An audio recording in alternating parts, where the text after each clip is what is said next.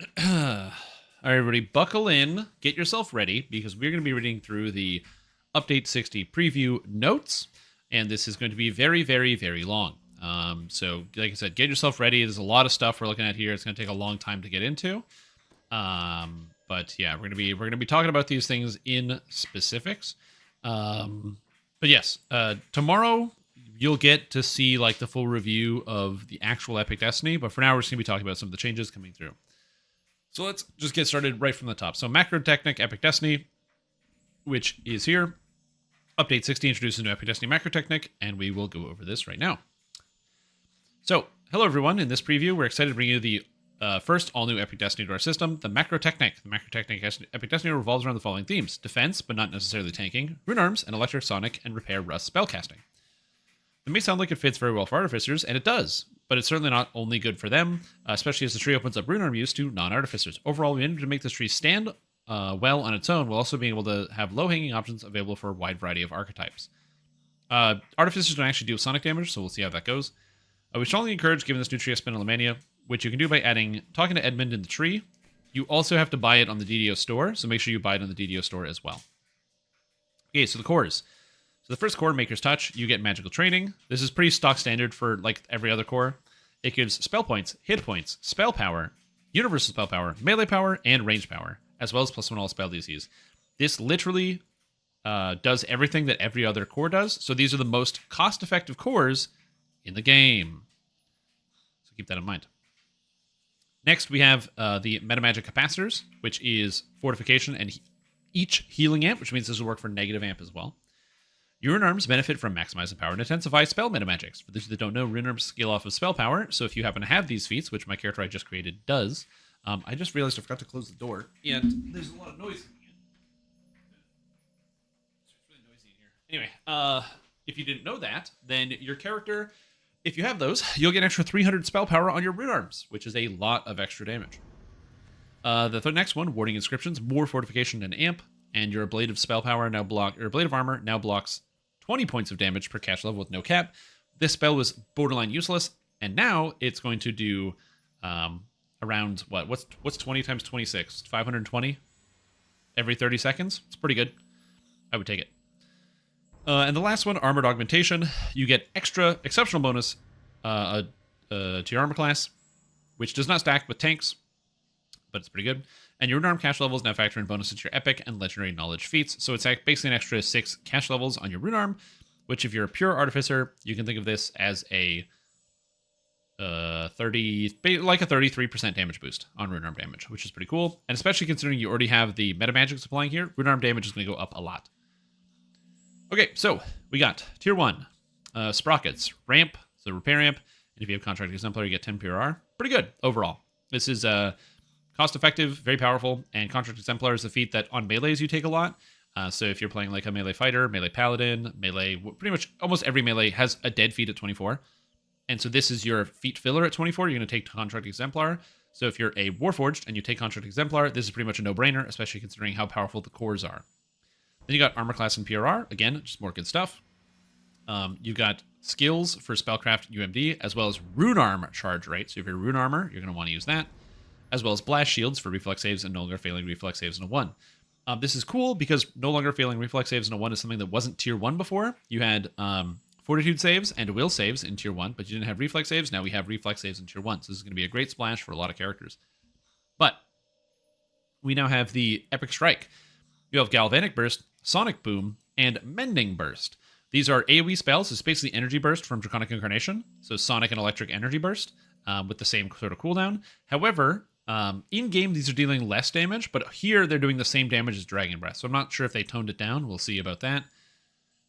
And then Mending Burst is Energy Burst, but it's healing in a repair. So it doesn't heal like squishies.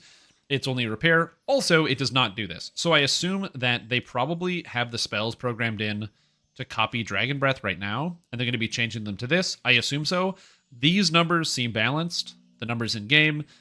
Mending Burst is healing for this much instead, and it's too good, but the cooldown is whack, so they can kind of adjust that out. So if they change it to these numbers, I think people will be pretty happy about that. Tier 2.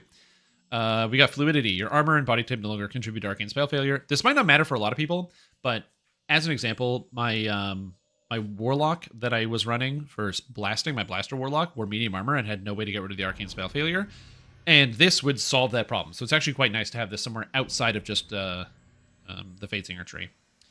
Radiant Prison. Target non-boss foe is sealed away for 8 seconds. An unbreakable force field, no save. In this force field, they cannot act but take 95% less damage and all healing from all damage and healing from all sources. It's basically like you lock them in a little bubble and they can't do anything for 8 seconds. You can still instantly kill them, and it works on non-bosses, but this is great for your harder monsters, your Vengeance Reapers and stuff like that. Rune Arm Use. You gain the Rune Arm Use feat. Your cash level with Rune Arms is now based on your character level instead of your Artificer level. It's based off of, in-game, it's based off of half of your character level, so I don't know where the typo is. I assume the half of the character level is correct, because character level would mean this is just better than Artificer, or that every Artificer has to take this, but again, we'll see. However, if you already had Rune Arm Use, you get +1 stable charge tier. Basically, your Rune Arms charge up, and they lose charge while moving. Stable charge tier is basically saying they can stay at tier 2 while moving, instead of going all the way back down to tier 1. And then you have the multi-selector for Lightning and Thunderhammer. This is Chaos Hammer, but electric, and this is Chaos Hammer, but sonic. These spells are great. I tested them in-game. They're really fun, really powerful, and just honestly good for every single electric and sonic caster in the game. So if you have any electric or sonic casters, you're going to be using one of these. Then we have the actual Destiny Mantle, Animated Aegis. You create a small animated object that floats with you. While this mantle is active, you get Repair Amplification, as well as absorbing Force, Bludgeoning, Piercing, Slashing, Electric, Sonic, and Rust damage you take, which increases to 15% while wearing a Rune Arm. This parallels greatly with the Unyielding Sentinel, which gives you absorb to all of the other elements in the game. So it's kind of cool that they kind of pair together like that.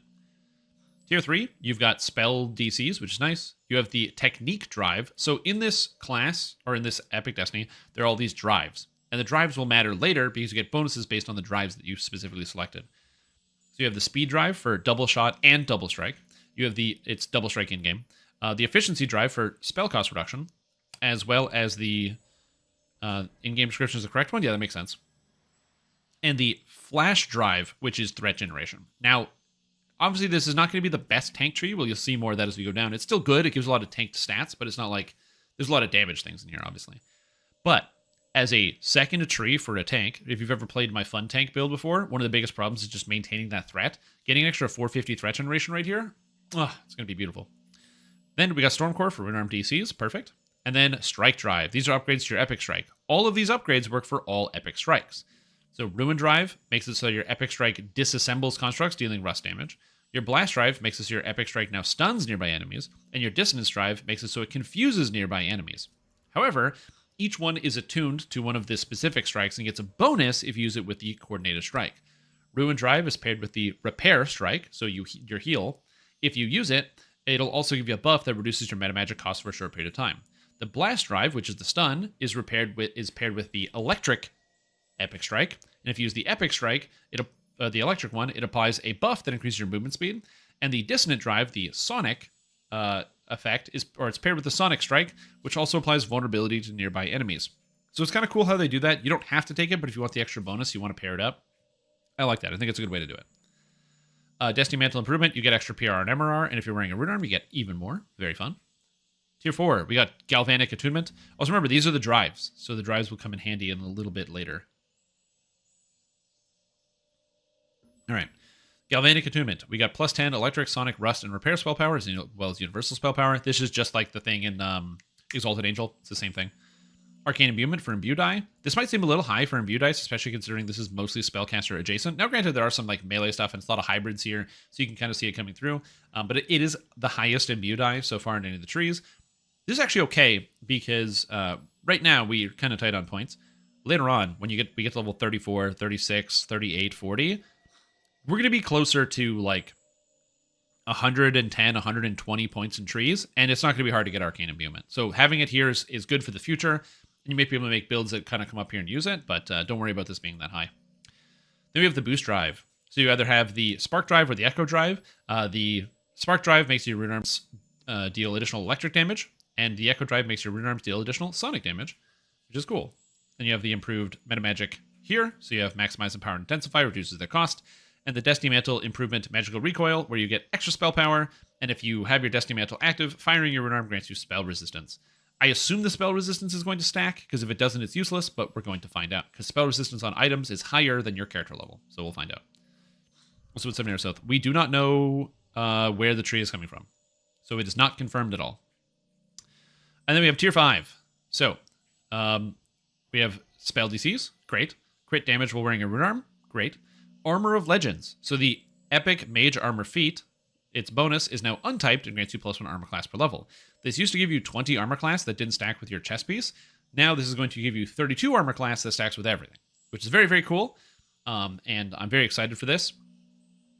This is actually a huge increase. You might think of this as small because a lot of people think armor class isn't good, but there is, like, if you've never had the chance to play it endgame, going from like 80 or 90, which is where your character like this will be around, up to 120, 122, somewhere around there, is a massive difference in the amount of times you're going to get hit. Very, very nice. But you also get a boost based on the drive. So remember where the drives matter. Each drive is going to give you a bonus. It's impossible to kind of pin down exactly how good or bad these drives are, but just remember that it's an action boost bonus. So for example, speed drive doesn't stack with action boost haste, efficiency drive doesn't stack with action boost sprint, and so on and so forth. Granted, this is the only one that's bad, or that doesn't stack properly. The rest of these, you're never using these action boosts, so I wouldn't stress about it too much. But it basically means that speed drive is not as good as it looks, and the rest of them are kind of all better. Is this 52 AC? If you're not wearing armor, you will get 52 armor class, but you should be wearing armor. Epic Moment, Maximum Overdrive. Shift into Maximum Overdrive.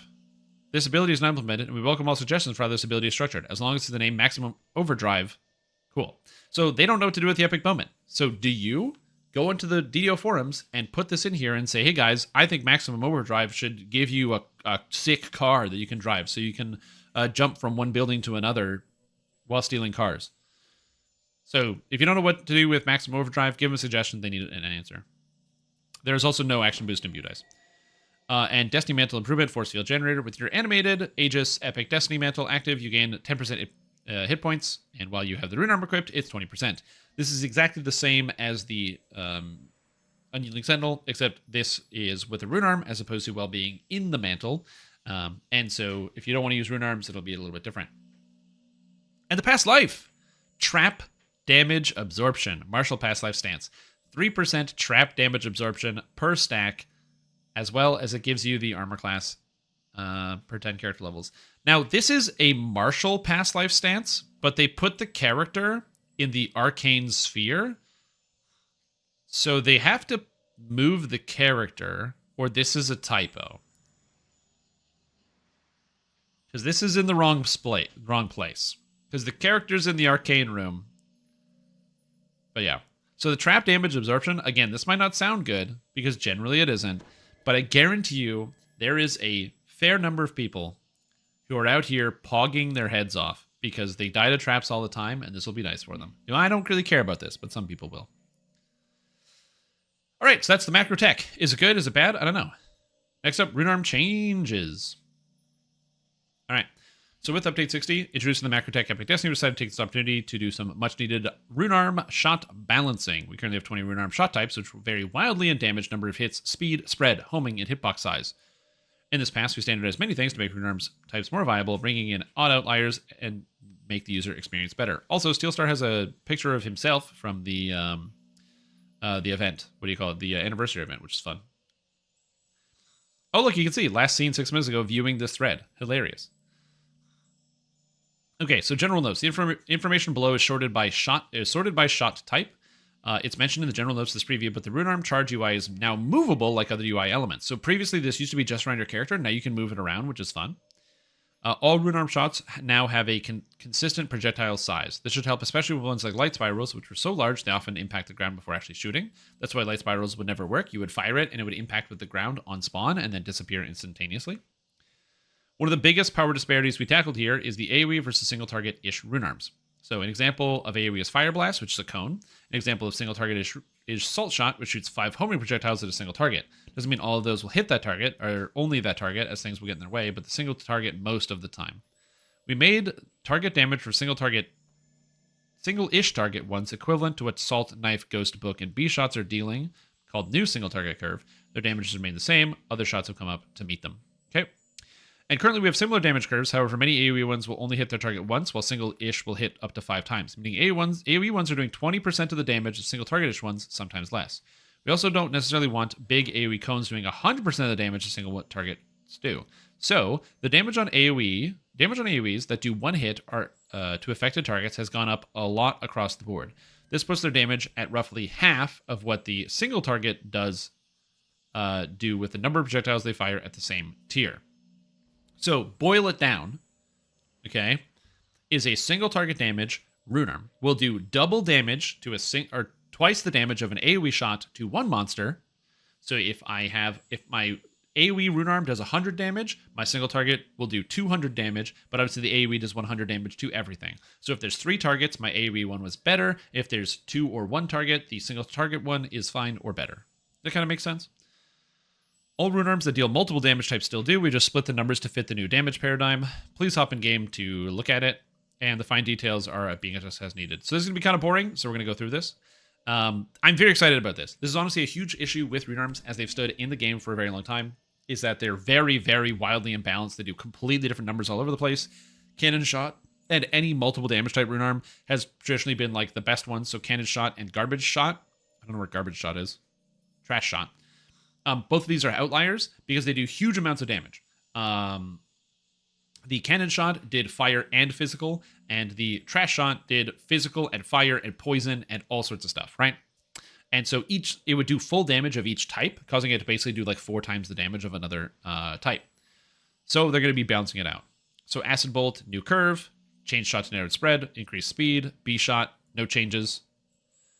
Book Shot, increased speed, Cold Bolts, new damage and increased speed. Cannon Shot, it's now an AoE damage, increased speed. Electrical Lash, more damage. Blast, Electrical Lash, increased projectile speed, added homing. That's always fun. Ghost Shot has increased speed. Apparently they're increasing the projectile speed of a lot of the Rune Arms. So that's going to be cool. So we'll see about how the Rune Arm speeds will go. We'll be testing out pretty much every Rune Arm in the game to see how they feel. Because one of the biggest problems with Rune Arms right now is also you fire them and the targets are dead. It's actually the reason why previous to this I was talking specifically about how Rune Arms are basically useless for ranged characters and they're only used by melees and spellcasters because melees and spellcasters are close enough and ranged characters are too far away. By the time you shoot your Rune Arm, the blaster is like slowly going, but the target's already dead. So that's a bit of a fix there. So hopefully it'll be good. Force Shot, updated damage to single target curve, blah, blah, blah. Gold Shot, updated damage, Knife Shot, Light Spirals will actually work. No changes to Assault Shot, and Trash Shot. This damage is an outlier. Trash Shot is currently doing around double the damage of the next best Rune Arm in the game, which is true. Yes, there are trade-offs, but its current role is not as good as the overall Rune Arm meta. We've adjusted damage down and given its homing and better projectile speed. The other problem with Trash Shot is it was doing 1 billion damage, but it was super small.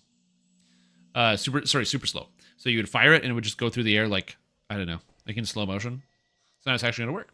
So its damage is reduced by around half, putting it slightly higher than the new single target curve. It has 4 damage types, but very few will most likely take all 4. Poison and rest are generally mutually exclusive, which basically means they bricked it. But we'll see. But currently, it looks bricked.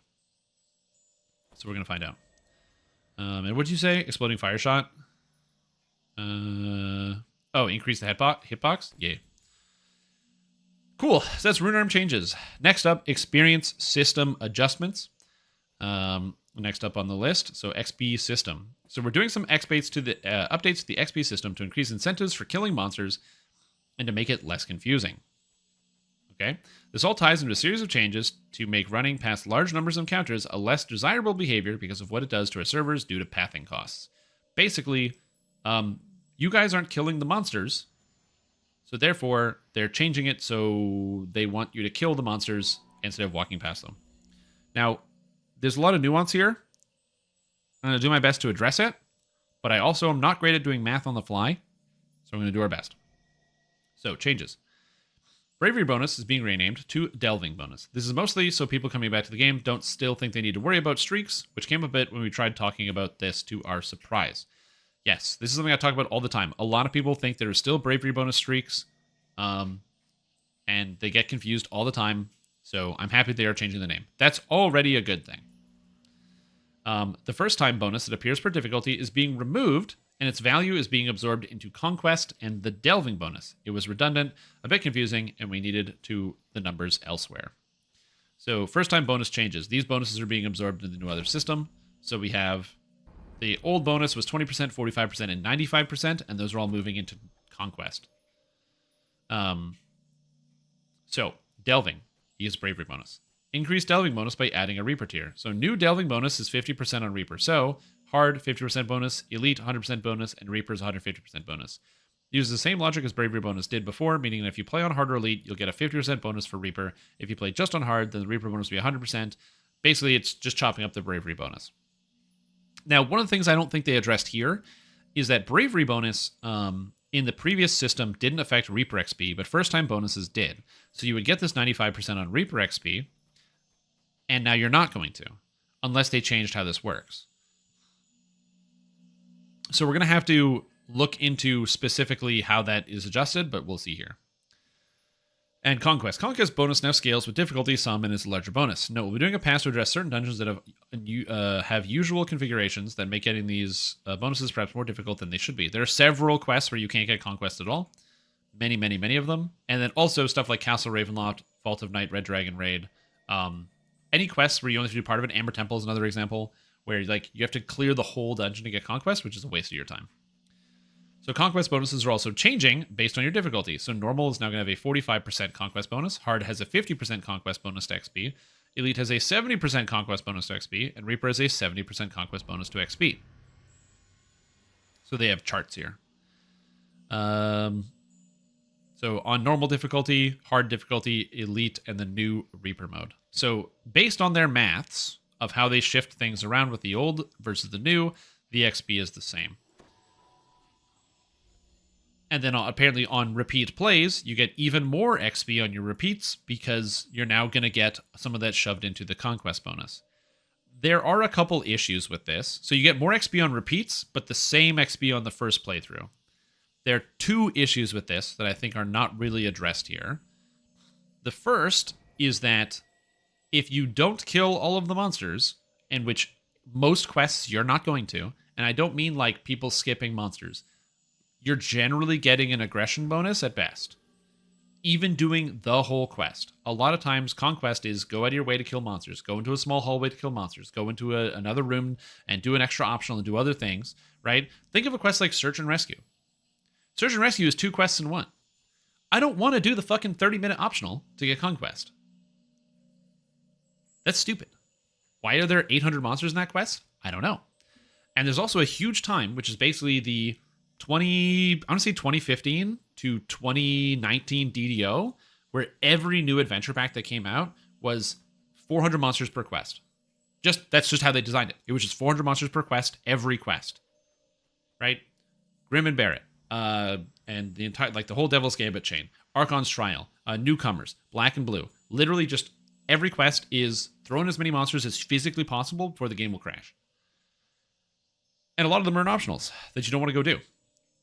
So, I think that generally, this is going to be a nerf to XP for the average player. I think the average player is going to get a nerf to XP, which is unfortunate. So, I think they should address that, and I hope people do. But this is going to be, Temple of Elemental Evil, exactly. So, there's going to be a nerf to XP for the average player. So, I don't really like that. I don't think they should be nerfing XP at this point in DDO's history. I think making it slower and harder to level up for the average player is probably a bad idea, so I don't like it. That being said, if you are an endgame player, especially somebody that does like Reaper mode and stuff, you're going to be getting more Reaper XP if you're not TRing now. So depending on who you are, you're going to have a different take on some of these changes. As I said, if you're an endgamer who spends a lot of the time doing Reaper 10s and other things, you're going to be getting the same and more XP. If you're a leveling character, a TRing character, somebody who prefers that, Conquest and R10, a lot of the quests you're doing on R10 are easily accessible for Conquest, right? Like a lot of Sharn quests are pretty easy to Conquest because it's like a lot of them are fairly linear, stuff like that. So here is what I would say about this. If they bring the requirements for Conquest down a little bit for a lot of quests throughout the game, and possibly bump up the XP somewhere a little bit on the first time with the Bravery, then I'll be okay with it. But as it stands right now, this is kind of just a general nerf to my playstyle, and I don't skip monsters. You guys watch my stream. I don't skip monsters. I don't like monster skipping. I don't endorse monster skipping. And I'm still going to have to deal with a reduced amount of XP. So I think that that's not really... I don't like the fact that they want to nerf players like myself who play the game all the time. So I think that, either incentivize it by giving me more XP for killing everything, or allow me to play the way I was playing before. I don't like the nerf. Because I don't think... Because, again, if I have to go out of my way to aggro more monsters to get Conquest now, that doesn't help with the pathing problem. I have to fight more monsters. So this is not good. Totally. In totality. Sorry. I'm trying to think of the best way to put this. This is not good in some respects. I do think that moving more experience into Conquest is fine generally, but reducing the experience points for the average player across the board is something I don't really like. Maybe Saints Row Games is trying to sell you more experience potions, Maybe that's what they want. They're trying to increase the margins on XP potions, and that's kind of their goal here, is they're kind of trying to angle it so they get more XP based on the potions. Again, I don't really love that. I wish they would just come out and say stuff like that, or maybe they just made a mistake on the monster numbers. I don't know. It's entirely possible that they are just like thinking about the total amount of experience and not thinking about the added time that would come into this experience. So as I said, benefit of the doubt, give them the chance to make these changes. It says up here, preview 1. Right? So it says in here, preview 1. So I'm fine with that. So I'll make so I'm making my comments down here. I'm also going to write some comments about this. But I think that, like I said, the second part, the repeat plays, the fact that you get more XP is very cool. And I don't think they always have to give up more XP, but I think that the Conquest bonus being where the majority of the XP is just makes it feel bad. Now, that being said, Onslaught 50%. Conquest used to be 35, though. Oh, right. Sorry, I'm confused. It's moved in here. It's the same XP if you get Conquest. This requires Conquest, right? Yeah, it requires Conquest. Yeah, never mind. No. Yeah. To fight more monsters. To fight, doesn't that make more lag, not less? Exactly. So I find this confusing. The wording here is confusing. I think they could do a better job of explaining this or correcting themselves. Right now, this reads as, we want you to buy XP potions, and not, we're trying to reduce lag. Because they're encouraging players to go aggro more things so they can get more experience, as opposed to aggroing less things. Or actually fighting the things.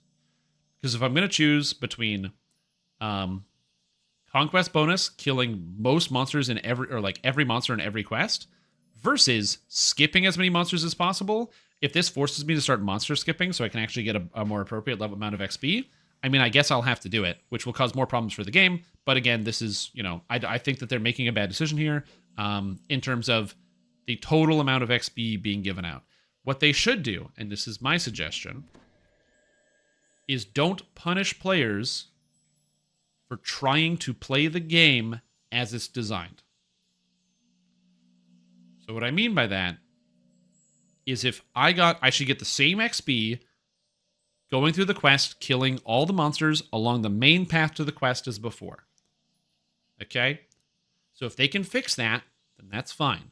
So maybe take this, make it so instead of needing Conquest, Onslaught is the same amount as before, and Conquest is a slightly higher than it was before. That might sound dumb, but consider that you're going to get an aggression bonus on most quests. You're usually going to get an Onslaught if you're doing the main line of a quest, and going out of your way to get Conquest will give you that extra bonus, as it should feel. Making Conquest the mandatory way to play means that a lot of players are going to be missing out on experience points. So I think if they can circle back and maybe shove this bonus down into Onslaught and then make Conquest an extra bonus on top of that, I know they're probably averse to changing the XP paradigm because they really like selling experience point potions. Because I guarantee you, by the way, experience point potions are probably a huge percentage of Miscellaneous Games' budget. So I get it. I'm not saying that they should stop selling XP potions. I'll buy your XP potions. But I don't like the idea that I have to, the question is, you're going to get 20% less XP now, is what they're saying. you're going to get 20% less XP than you did before. So please buy a potion all the time. And I don't like that. I don't want to have to do conquest on every quest. Please move it down a little bit. Just move it down a little bit. I don't think that's crazy. I don't think that's a crazy thing. I think they can make that adjustment. So I said preview 1. I'll write my feedback more calmly.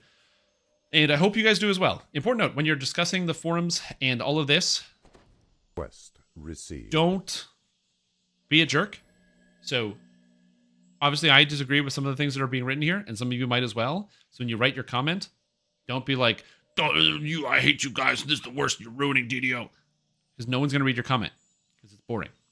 Just post your feelings. If I play the game and I don't always get conquest, I'm losing XP. I don't normally get conquest when I do quests, but I kill all the monsters as I go through the thing normally. And now I'm getting an XP penalty, and I don't like that. Remove 10% XP, it breeds toxicity. Exactly correct. That's it. I think that moving it into Conquest is the wrong move. Putting it into Onslaught or Aggression is fine. Because they want you to engage with the monsters, and if you go from point A to point B on a quest, and you kill all the monsters in between, and it gets you with Onslaught bonus, and Conquest is the bonus you get for going out of your way to kill extra monsters, I think that's perfectly okay. I think that's a totally acceptable solution. I have no problem with them taking some of the bonus and putting it in some of here. But Conquest is the go out of your way to kill everything bonus, and I think that penalizing the entire player base because SSG can't get a handle on the pathing and pathing issues with monsters is not the best thing to do, and so I think they should rethink that a bit. Anyways, now we're going to move on to enemy AI adjustments. So with the goal of saving on path cycles to keep lag off servers, we recently worked from monster AI in several ways. Better de-aggro logic. Monsters will now be a bit better at dropping aggro against players that they have no hope in catching, and dropping aggro against players who have passed them by but were never their primary targets and might be long gone. Note this does not affect the duration they'll contribute to Dungeon Alert. Only killing them or waiting for the alert to cool down will do that once they've aggroed and added the alert level. Okay? Skips going home. Monsters no longer try to path home when they drop aggro. Sometimes these paths get very long and extensive. We may eventually have to teleport them home, but given the player may want to go back and reacquire them without rather than leaving where they were when they lost the player in this preview. Monster landscape will still leash normally, which means they teleport to the little yellow dots when they pulled too far off their spawn point. This is also a good thing. So yeah, monsters, when they de-aggro, will often walk back to where they started, and if they can't get there, they'll cause problems. So this is better, they'll just leave where they are.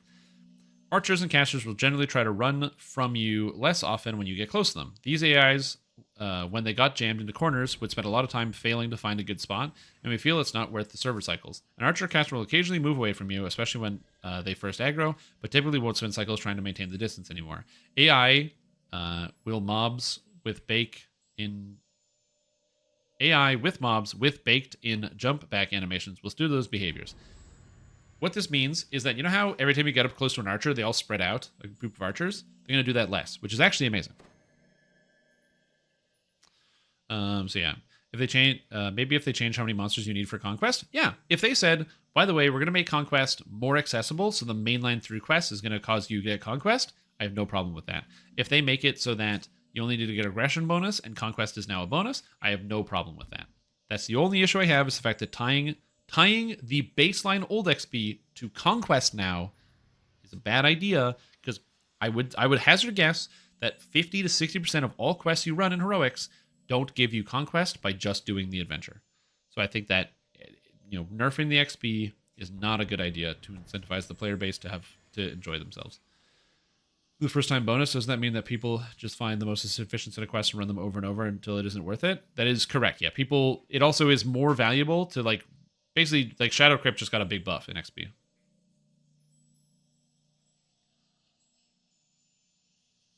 Sounds like mobs will become training dummy. I don't know what you mean by that.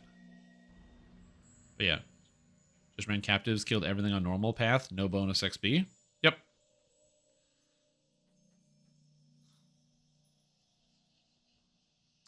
Anyways. Alright. Dungeon Alert adjustments. The buff to epic leveling. I don't think dailies are a thing again, because you're going to get them. But yeah, stuff like Wizard King, where you can't even hit... I've never hit Conquest on Wizard King. Another example. There's just so many quests where you can't get conquest. I just think throwing into conquest is just a bad idea, straight up. Just put in the aggression bonus. We're updating the dungeon alert to put some bite back in the system, which has not scaled well against our ever-increasing player power over the years. Most of the changes focus on red alert, which is really the alert we want you players to avoid. We are aware that some content has some trigger issues and we're working through feedback we've already received on those dungeons, which will be tracked in a different post. Changes. Monster movement speed bonuses have been increased for all dungeon alert levels by about 20% because players have access to a lot more movement effects than they did back in the bay. Perfectly fine. Right now, you can ignore dungeon alert red because you can just spring attack into abundant step into wings and get away from everything. On red alert, all monsters will gain true sight, just like bosses do. Also perfectly fine. The fact that you can just invis past and higher quests is something they want to prevent from happening. They want you to invis past certain sections, and if you get caught, have to deal with the monsters. Currently, the way it works is when you get caught, you have to fight, or you just re-invis and then don't worry about it. Whereas in the new system, if you get caught, you have to actually handle the situation, which puts a little bit of risk behind stealth and invisibility. On red alert, all monsters will gain 25% dodge penetration and a very large bonus while flanking. To be clear, this hit bonus only applies if the monster is behind you. That's crazy.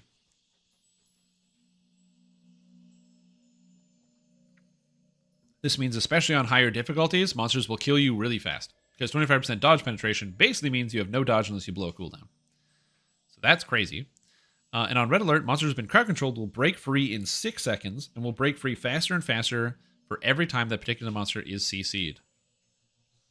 Interesting. Okay. So I already don't agree with whatever this person is saying.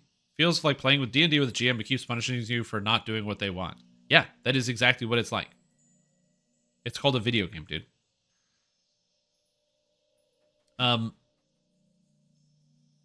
I actually don't conceptually have a problem with this in total. I think that red alert causing major problems is actually fine. My problem is the number of adventures that self-red alert, where you don't have to do anything, and there's so many monsters that the red alert on the spot. Madness of the Crowds is a perfect example. The second you find Brawn Pits, you aggro one monster, red alert. Half the dungeon is coming to where you are. If they can fix all of the dungeons that auto red alert you before this goes live, I won't mind it. Because generally it's not a big deal. But what quests where can you get red alerted really easily? Really, really easily. What Goes Up is an example where you can get red alerted instantly because they just throw 100 monsters at you in the final boss fight. SSG has had a volume problem with their game, and I get that it is time consuming to go back and redesign a bunch of fights to fix the volume problem. It's not the cause of lag, Brez. That's like you're driving your car and you see the little alert thing that comes up that says hey, by the way, your engine's broken. And you're like, oh fuck, my engine? I gotta turn this off. And then you turn the alert off and you're like, oh good, now my engine's fixed again. That's not how that works. You can't just put a piece of tape over top of the little fix engine sign, check engine light. Be like, okay, good, engine's fine. Not how that works. Dungeon alert is the check engine light. So yeah, so I don't have an issue with the changes to red alert here as a concept. My issue is that SSG has a technical debt of adding too many monsters to quests for years. And instead of going back and fixing it, which is expensive because they have to get their content designers, basically probably to go back and fix all of these quests, they would need to not upload, they'd have to probably not release a content pack because of how long it would take to fix all these quests that have too many monsters in them.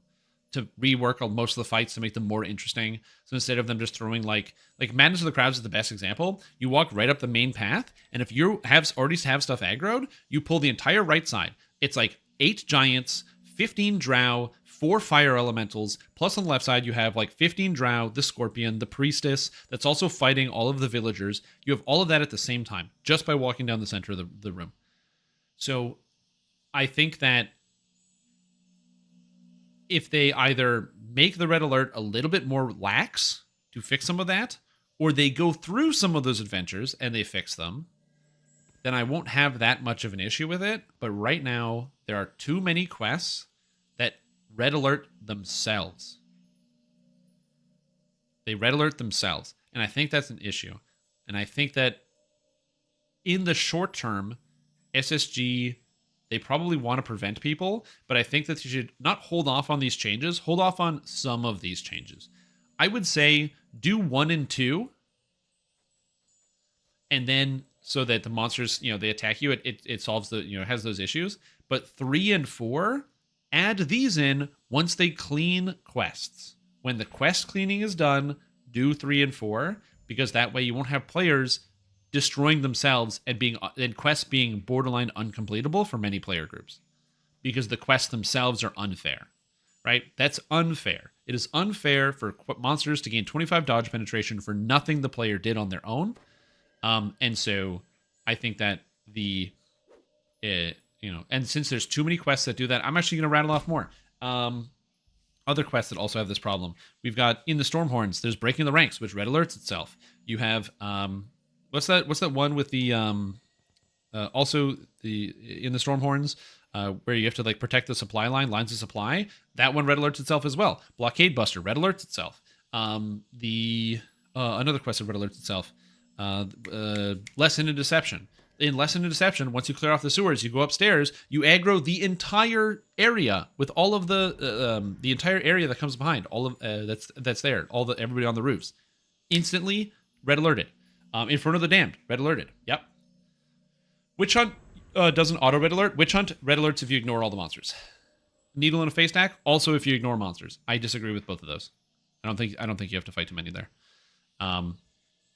But so making quests harder is not fair, and I don't think they should make the game unfair. So that's why I think what they should do is they should do 1 and 2. I have no issues with this. This is perfectly fine. But clean your house, fix your quests, and then add this red alert. So once the game doesn't red alert itself, you're fine. Because it's not fair to say, well, we did design quests badly, so we're going to make them really hard now, and it's our fault, but you have to pay for it. That's not really fair. So they should fix that first. So I don't approve of 3 and 4 now, but after TOEE patch, Haunted Halls Evening Star patch, Blockade Buster patch, after all of these quests have been patched out and they fixed it, then it's fine. But until then, like I said, I'm just trying to imagine somebody plays a monk and they go into the quest Madness of the Crowds, and the monsters ignore all of their dodge and always hit them from behind. And there's nothing they can do. The whole quest, it's completely unavoidable. There's 7 zillion monsters in that quest. Oh my god, dude. So yeah, so I don't like that. So that would be something I would like to see. So like I said, 1 and 2, no problem. And also conceptually, I actually don't hate these changes at all. From the perspective of literally the numbers, I actually think both of these things are perfectly fine. So this is perfectly fine. I have no issues with this whatsoever. I think this is totally cool. In a system where the game doesn't red alert itself, because this is the consequence you get for trying to do too many things. This is the consequence you get for trying to do too many things. You have to deal with it. But because the game does it on its own, I think it's not fair to punish literally the entire player base. It is a punishment.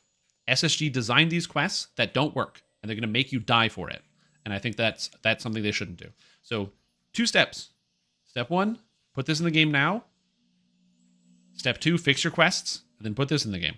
I have no problem with that. No issues with that. Exactly. It should be super punishing, but it should never happen to you if you're straight up doing the quest. If you're not avoiding monsters, if you're not doing any monster skips, and you're straight up doing the quest, you shouldn't get punished. If you want the monsters to have those powers, just give them those powers. Also, I don't agree with anything this person said. So, anyways, that's my take on that. Is the XP system good or bad? XP system is good or bad. I think that it's confusing. So I'm just going to talk about this one more time, just really quick. It's confusing because, in theory, if you run Conquest, you get the same amount of XP, and on repeat plays, you actually get more XP. Which is weird, because the problem with this is that the implication is if you kill all of the monsters, then there's less AI problems and everything is good. But the problem is you have to kill more monsters than before, so you have to aggro more things to get the same XP as before, so it takes longer for you. It adds more issues to the pathing server to get the same amount of XP as you got before. So it's a direct nerf to the regular player base. It causes more lag because people are going to be having to fight more monsters, and every quest is going to get more, like, have more problems with it. So it's, as far as I can tell, this is the we want to sell more XP potions patch, or like note, because that's what it looks like. This is the we want to sell XP potions note. So we're going to make you, so instead of getting your full 70%, you're only going to get the 50%, so you're going to be down 20% XP, and you got to do more. But then on the exact flip side of that, repeat playthroughs are definitely going to get more XP. So since repeat playthroughs get you more XP, you're just going to see people doing a lot more of the same quest over and over. So you're going to see a lot of more like repeat playthroughs because there's fewer penalties from repeating quests. So you're going to be like, oh, let's do more Shadow Crypt. Let's do more. Yeah, it's going to be do the same quest twice. Do the next quest twice. Do the next quest twice. Because it's actually better. Which is, again, also kind of confusing. No, Conquest doesn't ever happen in most quests. Possibly.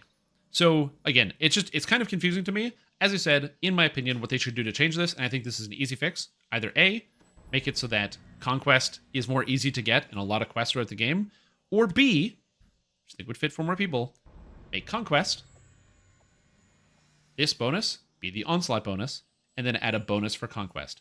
On average, you're going to be getting a fair number of Onslaughts, but you're not going to be getting every Conquest, and you're not going to be getting every Onslaught.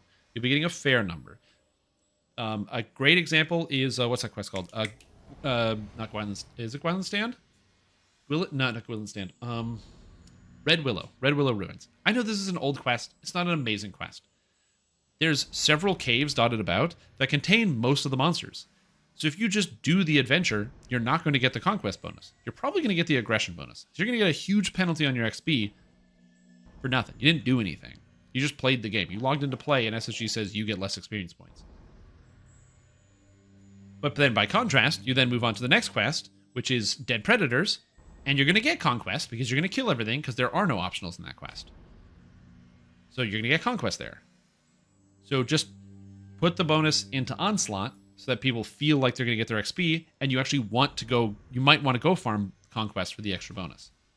That's how I personally feel about it, but we'll see how it goes.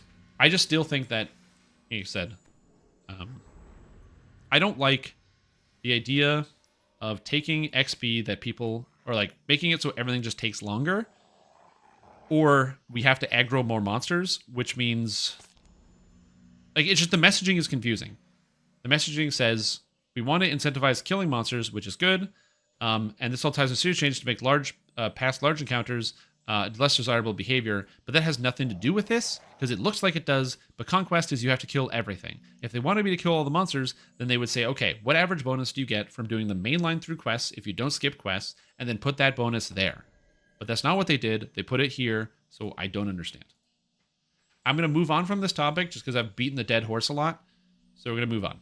And move on to Harbor Tavern Vector questing. We've done some minor changes to the flow of the early game involving taverns in the harbor. Tavern keepers in the harbor can now be asked for quest leads and grant vector quests leading to various quests around the harbor. This structure is an early prototype to help with new player onboarding. There's a bit of info about Favor and the compendium there. To look at this, just talk to the barkeeps and Wayward Lobster of the Leaky Dinghy. If you want to look at the full flow start to a new character to board your card online, he'll vector you to the Wayward Lobster. This is a genius idea. Have the barkeeps, just make it so every barkeep in the game has a little menu that says, hey, where do I go to get quests, chief? Because I think that SSG has tried to make little quest hubs and different areas in the past. They put you can see, especially on Lemania, you'll see like buildings that they've tried to put up, or like little note boards or something to find. But just putting that dialogue in the barkeep is genius. I love it. This is great. This is a great idea. Because you just tell people, hey, dude, just go to the barkeep and ask that guy. And it's really easy, because even players will make that assertion themselves. They'll be like, tavern, go try that. Great idea. Full stop. Great change. We're going to check it out when we get a game. So good idea. Fantastic. I love it. Funnily enough, That's how they did it. That's how they've done it in a lot of older games, many older games. I remember playing actually the first Asheron's Call game, and that's how you would find out about a lot of the quests in the game because you wouldn't know where to go, and you would talk to a barkeep, and they would actually sell you books that would be rumors, and so you could buy rumors to know where to go. Having that something like that in here is great. So we're gonna check that out when we get there. And then we're gonna see if there's any other notes that are marked here that are not in this text. All right, other changes. Balancing gameplay. The Legendary Curse of Agony knows a maximum of 60 seconds. This is from the Legendary Curse of Agony from Isle of Dread. The reason why this is a maximum duration of 60 seconds is because what you would do with this is it used to stack infinitely. So you would hit the boss Korkaza in the raid killing time with your Curse of Agony. It would stack up to actual hours. And then because the dragon is taking damage, the dragon thinks they're in combat, and you actually don't need to tank the dragon anymore. And so you can have every single person go into the little portals, which made the Reaper 10 dramatically easier. It's still borderline impossible, but it made some elements easier because you can have full parties doing stuff. And even without Reaper 10, if somebody just happens to have a Curse of Agony, you can ignore the dragon, which completely destroys the raid. Also, having something that can stack for hours is probably a bad idea. Anyway, the pause at the end of tumbling with the experimental tumble controls has been removed, allowing for seamless dodge experience. No way.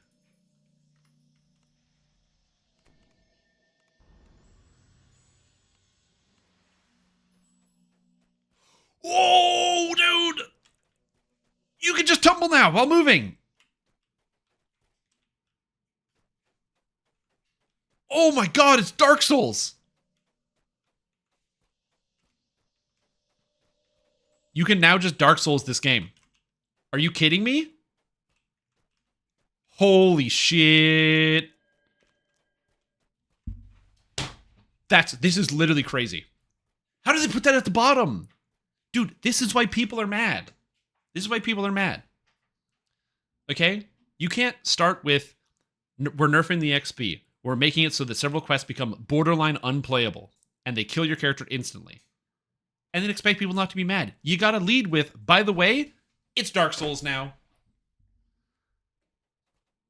You gotta say, and then every single person goes, oh, what? Oh, XP changes? No, that's okay. Like, honestly, whatever. XP is fine. Tumble controls. That's all I care about this. The world is ready for deep. There should be like capital letters at the top. 69. What the hell is this? Oh my god. Oh my god. This is amazing.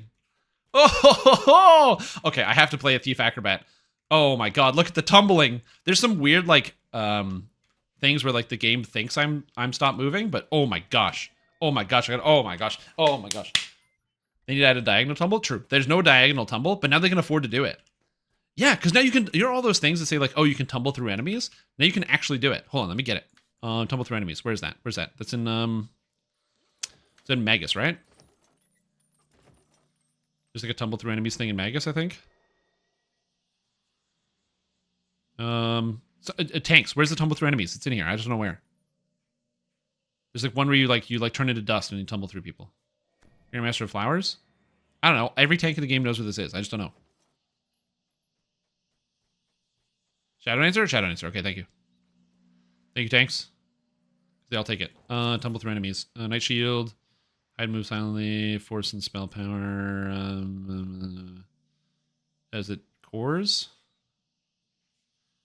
Where is it? Where's the tumble through enemies? Oh, is it the form? Hold on, gotta find this. Make good customers made bypassing reality of monsters. No, this doesn't work either. Where is it? Is it Magus? Okay, it is Magus. Hold on, I gotta find this. I know this is stupid, but trust me, it's important. Full saves, concentration.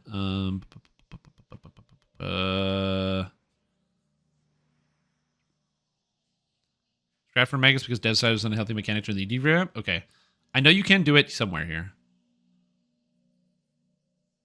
You may tumble through enemies. Thank you. Thank you. It's here. Yep, we're good. Good. Serenity. Enemies, guess what? Boop. What? Boop. Wait. Hey! Hey! Hey, bud.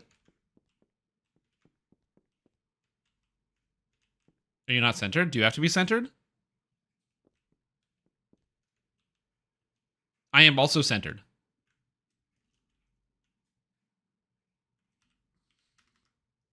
I am centered. Turn it off, the control.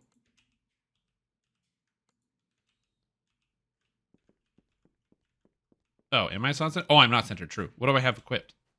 Oh, I have adamantine plating. Oh, I can't fix that, can I? I can't. Okay, well, ugh. Take off my docent? I can't take off the docent. It's my physical body, dude. I am metal. Rip. Okay, anyway, the point is, this is amazing. Oh my god. Yeah, it shouldn't matter for it. So yeah, as far as... Oh, this guy can do it, though. Hold on, that guy can do it. And they're centered. Yo, go tumble through the thing. Oh, look at that! Oh, they're like, they can move through it like it's nothing. Okay, so it's because I'm uncentered. That's why it doesn't work. I don't think it says you need to be centered. So honestly, that's probably a bug. Amazing. Amazing. Okay, so I got to try. Now let's look back at the bugs. Bug fixes. Bug fixes. Titania's Glory now references the correct helmet in its description. Sure. Corrected a misspelling in Tiefling in Devil Assault. Hilarious. Removed bad tooltip from Enlightened Spirit ability. Okay. Heroic and Epic Ancient Volcrum Dagger now is its proper material. Okay. Fix a typo on Where There's Smoke. Okay. Pack aptitude and properly grants its +6 bonuses. Fix this tooltip. Yeah, this didn't do anything. So that's very good that this actually works now. Not because it's actually good, but it actually works, which is good. Fixed a tooltip. Sure. Flurry of Blows now grants its dodge bonus at the correct levels. Good. If you gained Flurry of Blows via Sacred Fist, the dodge bonus is now correctly based off your Paladin level and not your Monk level. I always wondered why Paladin never got any dodge. And that explains it. It was based off of Monk level. So that actually makes sense. So Paladins are going to... Basically, your Paladin's going to gain, I think, 8% dodge or something like that. If you're on a Sacred Fist. Fixed set bonus for the Humanitarian Scavenger set. Cool. Fixed descriptions from a few collectible turn-in NPCs. Fixed descriptions of Thornblade. What's the Humanitarian Scavenger issue? Now we have to look. Now I gotta look. Alright. That's back here. The older loot guy. The tertiary loot guy. Poor loot guy, just chilling here. Revamped SSS. Legendary Sands. Oh, he's not ready yet. I haven't loaded him. Okay, so we'll look at that later. Fixed description of Thornblade. Vile Eruption now deals its correct damage through Earthquake. Oh.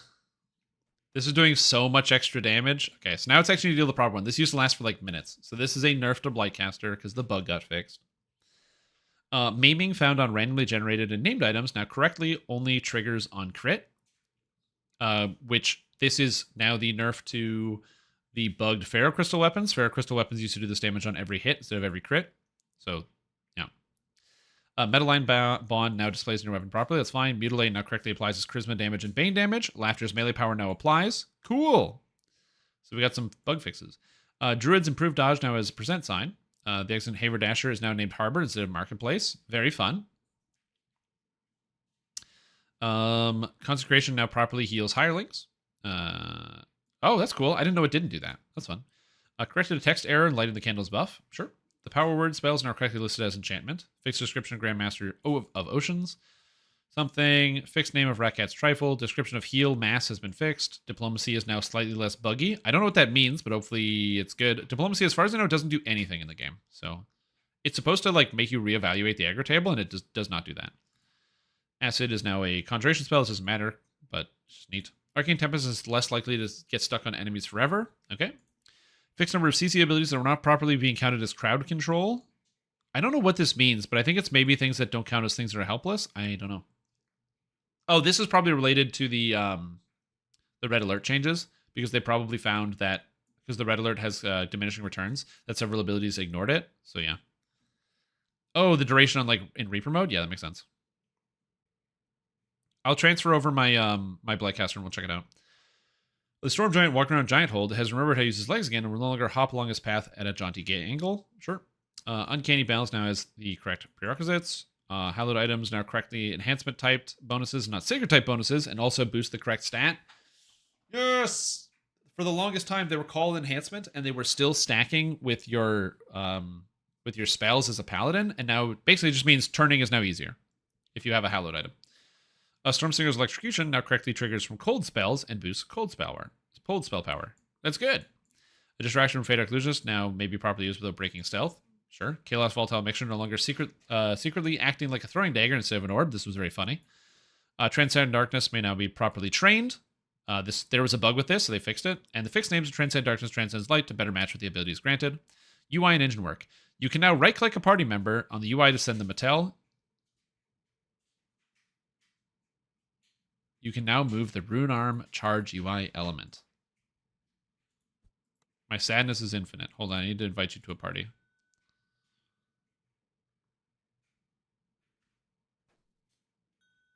They declined. Fuck. Okay, I need to find somebody to invite to a party. I need to check out this new thing. Somebody, please accept my invitation. Who's gonna be around here? Where's that tumbling guy? Where'd that tumbling guy go? Oh, there we go. Oh, you can send a tell. Thanks. Look at that. You can send tell or leave party. That's just a good feature. That's just a great feature.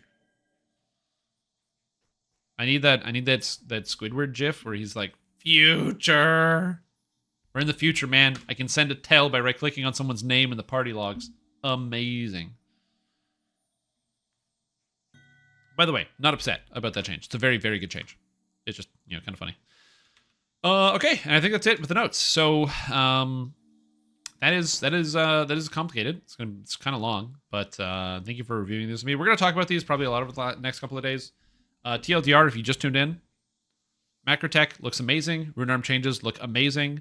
Experience system changes are confusing and generally seem like a nerf to the leveling process, a buff to endgame Reaper farming, and are confusing because they want to incentivize you to kill fewer monsters, to kill all monsters, but to reduce pathing, but they are forcing people to go out to kill more monsters, which causes more pathing problems to get the same XP they got before, so it's just confusing in general. The enemy AI adjustments, all of them seem great. I have no issues with any of those changes, just making the AI a little bit better, so that's good. Dungeon alert adjustments, I have no issues with the concept, but I think that a lot of quests will become borderline unplayable for several players because they're going to get annihilated because of the way they're changing it. So if they can fix the self-alerting quests, then I think the dungeon alert changes are perfectly fine. And the Harbor Tavern vectoring stuff is amazing. We're going to go check it out right now.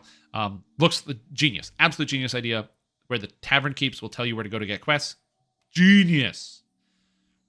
Also, DDO is now officially Dark Souls, and I can tumble while walking without a stutter. Unbelievable. Best change they ever did.